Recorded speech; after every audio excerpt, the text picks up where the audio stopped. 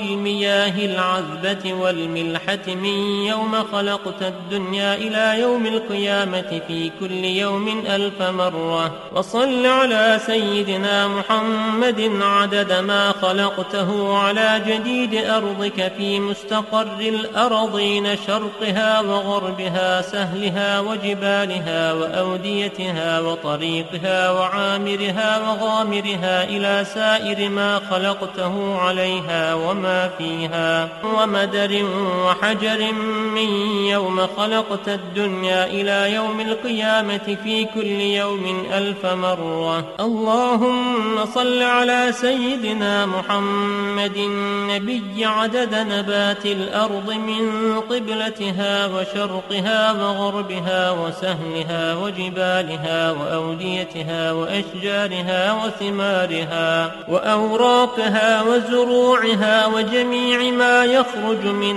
نباتها وبركاتها من يوم خلقت الدنيا إلى يوم القيامة في كل يوم 1000 مرة. اللهم وصل على سيدنا محمد عدد ما خلقت من الجن والإنس والشياطين وما أنت خالقه منهم إلى يوم القيامة في كل يوم 1000 مرة. اللهم وصل على سيدنا محمد عدد كل شعرة في أبدانهم وفي وجوههم وعلى رؤوسهم منذ خلقت الدنيا إلى يوم القيامة في كل يوم 1000 مرة. اللهم وصل على سيدنا محمد عدد خفقان الطير وطيران الجن والشياطين من يوم خلقت الدنيا إلى يوم القيامة في كل يوم 1000 مرة. اللهم وصل على سيدنا محمد عدد كل بهيمة خلقتها على جديد أرضك من صغير أو كبير في مشارق الأرض ومغاربها من إنسها وجنها ومما لا يعلم علمه إلا أنت من يوم خلقت الدنيا إلى يوم القيامة في كل يوم 1000 مرة. اللهم وصل على سيدنا محمد عدد خطاهم على وجه الأرض من يوم خلقت الدنيا إلى يوم القيامة في كل يوم 1000 مرة. اللهم وصل على سيدنا محمد عدد من يصلي عليه وصل على سيدنا محمد عدد من لم يصل عليه وصل على سيدنا محمد عدد القطر والمطر والنبات وصل على سيدنا محمد عدد كل شيء. اللهم وصل على سيدنا محمد في الليل إذا يغشى وصل على سيدنا محمد في النهار إذا تجلى وصل على سيدنا محمد في الآخرة والأولى وصل على سيدنا محمد شابا زكيا وصل على سيدنا محمد كهلا مرضيا وصل على سيدنا محمد منذ كان في المهد صبيا وصل على سيدنا محمد حتى لا يبقى من الصلاة شيء. اللهم وأعط سيدنا محمدا المقام المحمود الذي وعدته الذي إذا قال صدقته وإذا سأل أعطيته. اللهم وأعظم برهانه وشرف بنيانه وأبلج حجته وبين فضيلته.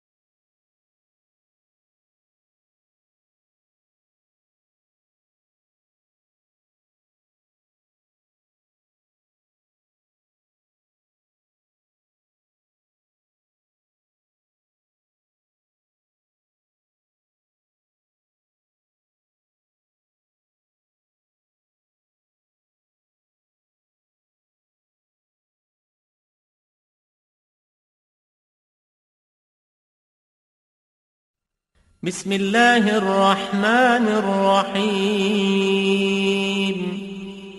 وأسألك اللهم بالأسماء التي دعاك بها سيدنا آدم عليه السلام وبالأسماء التي دعاك بها سيدنا نوح عليه السلام وبالأسماء التي دعاك بها سيدنا هود عليه السلام وبالأسماء التي دعاك بها سيدنا إبراهيم عليه السلام وبالأسماء التي دعاك بها سيدنا صالح عليه السلام وبالأسماء التي دعاك بها سيدنا يونس عليه السلام وبالأسماء التي دعاك بها سيدنا أيوب عليه السلام وبالأسماء التي دعاك بها سيدنا يعقوب عليه السلام وبالأسماء التي دعاك بها سيدنا يوسف عليه السلام وبالأسماء التي دعاك بها سيدنا موسى عليه السلام وبالأسماء التي دعاك بها سيدنا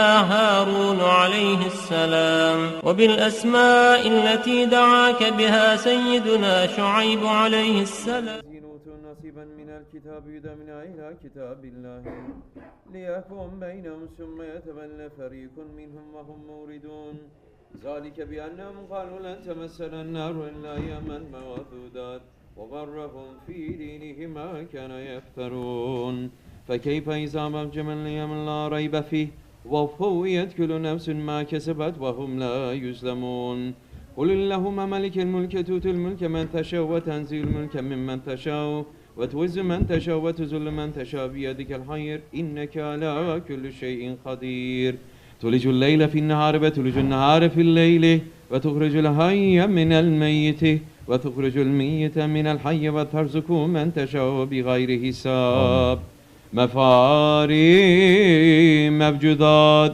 Hazreti Fahri Alem Muhammed Mustafa'ra salavat. Allahümme salli ala seyyidina Muhammedin ve ala ali seyyidina.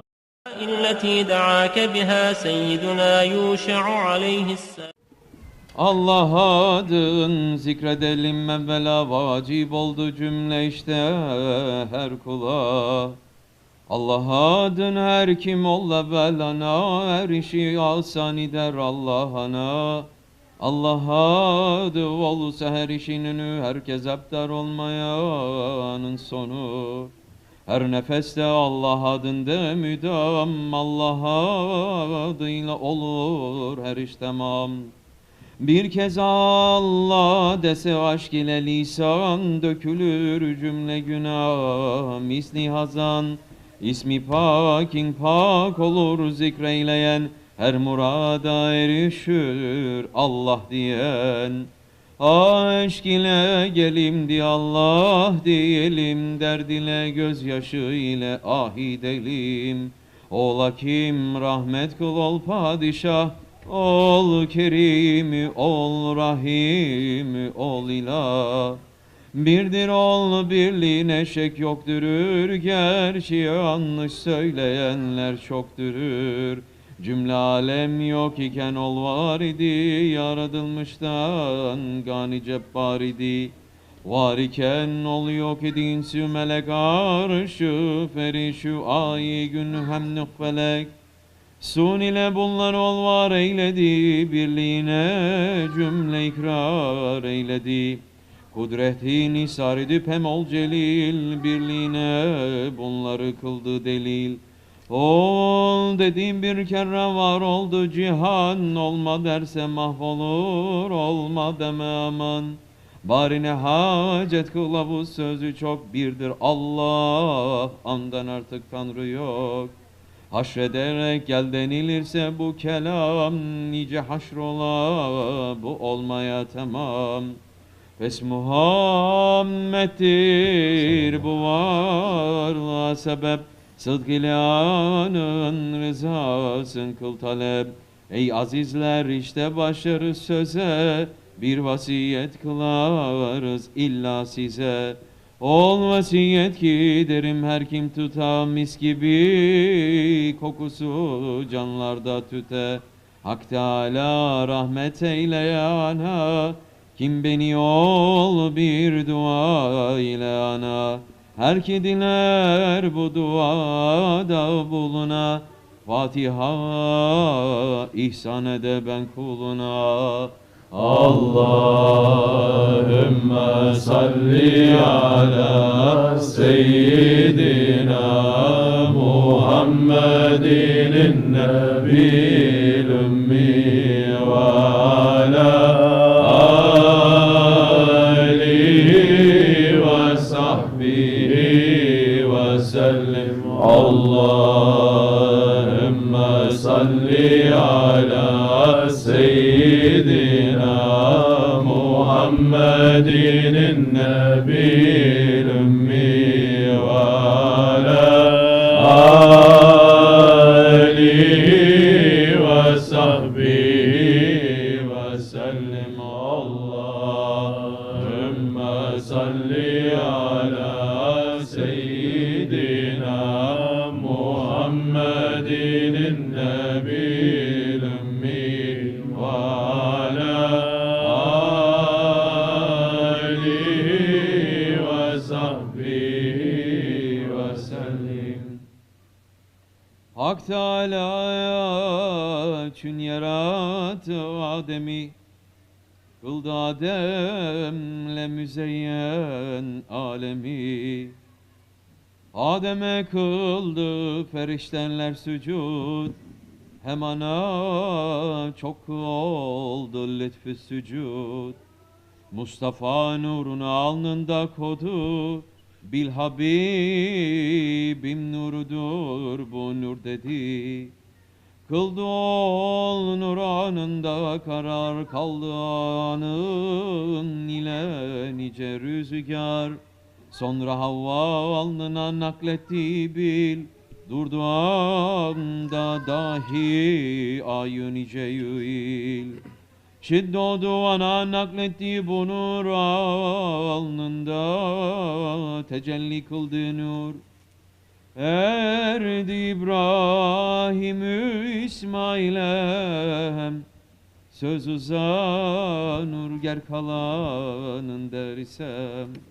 İş bu resm ile müsessel muttasıl, ta olunca Mustafa'ya müntekıl. Gel için ol rahmeten lil alemin, vardı nuranda karar etti hemin. Kim umarsa darin üzehten necat, mürseli mümtaz için versin selat. Gel dileriz bulazız ondan necat, aşk ile derd ile edin esselat. Allahümme salli ala seyyidina Muhammedin nebil ümmi ve ala alihi ve sahbihi ve sellim. Allahümme salli ala seyyidina Muhammedin nebil ümmi ve ala alihi ve sahbihi ve sellim. Allahümme salli ala seyyidina Muhammedin nebil ümmi ve ala alihi ve sahbihi ve sellim.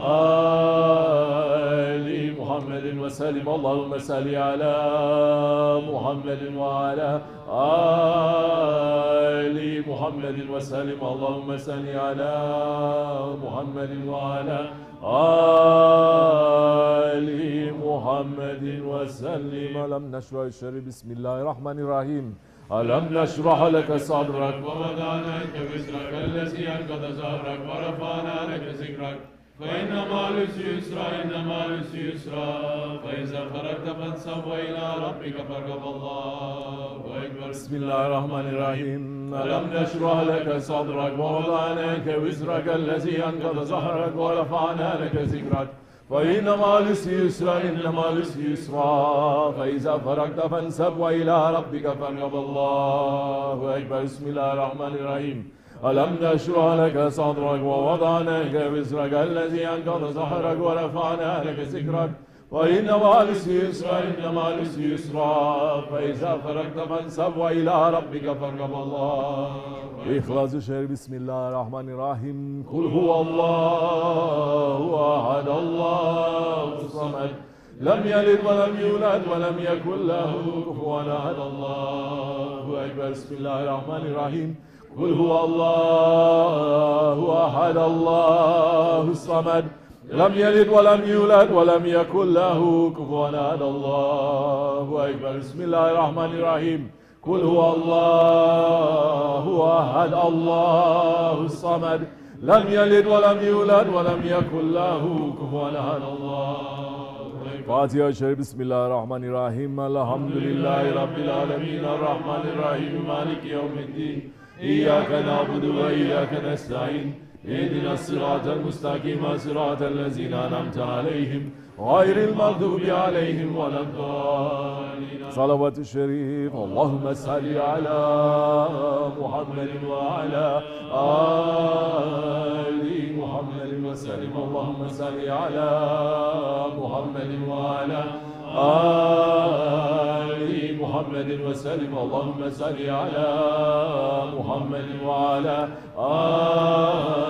آل محمد وسلم اللهم صل على محمد وعلى آل محمد وسلم اللهم صل على محمد وعلى آل محمد وسلم اللهم صل على محمد وعلى آل محمد وسلم اللهم صل على محمد وعلى آل محمد وسلم اللهم صل على محمد وعلى آل محمد وسلم اللهم صل على محمد وعلى آل محمد وسلم اللهم صل على محمد وعلى آل محمد وسلم. صل يا ربي وسلم على جميع الأنبياء والمرسلين وعلى كل أجمعين والحمد لله رب العالمين. أعوذ بالله من الشيطان الرجيم. بسم الله الرحمن الرحيم. رب قد آتيتني من الملك وعلمتني من تأويل الأحاديث فاطر السماوات والأرض أنت ولي في الدنيا والآخرة توفني مسلما وبلغني بالصالحين. آمنا بالله صدق الله العظيم. سبحانك ربك رب العزة عما يصفون وسلام على المرسلين والحمد لله رب العالمين. إلى شرف النبي مصطفى صلى الله عليه وسلم وعلى وصحبه الكرام وإلى مشايخنا ترقد نقشبندية العليا حضرة الروح إمام ترقز الحالي كوجشان نقشبند محمد ويسيل بهاري سلطان أولياء شاب الله فزدايسن أبو فكراس تدجود رباني سلطان أولياء قبلة الإسلام صاحب الزمان شيخ سلطان مولانا محمد ناظم الدلالكاني حد محاجگانی عبدالحالق الجوانی صاحب السيف شاه عبدالكريم الكبرسي الرباني صاحب صدتنا والصدقين. الفاتحة.